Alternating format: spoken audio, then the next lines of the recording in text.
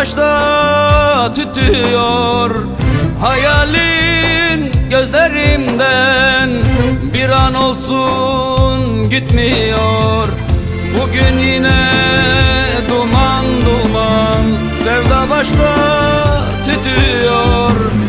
Hayalin gözlerimden bir an olsun gitmiyor. Ağlarım ne çare dayı, sızlarım ne çare. Bu dert beni bitirdi, yanarım ne çare. Ağlarım ne çare dayı, sızlarım ne çare.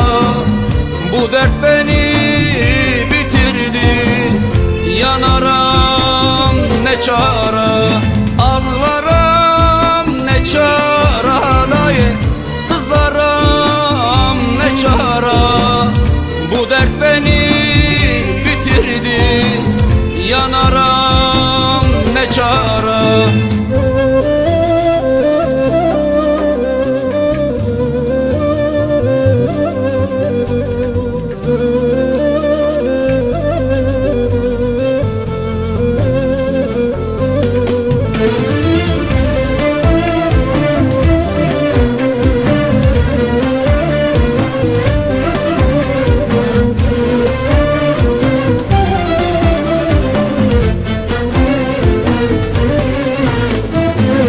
Sensizken yar şu halimi gelip bir gün soran mı var?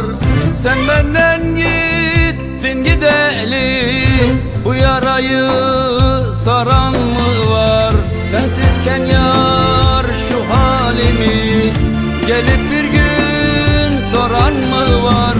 Sen benden gittin gideli, bu yarayı saran mı var?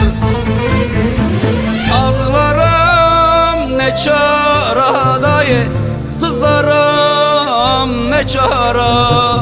Bu dert beni bitirdi, yanarım ne çare.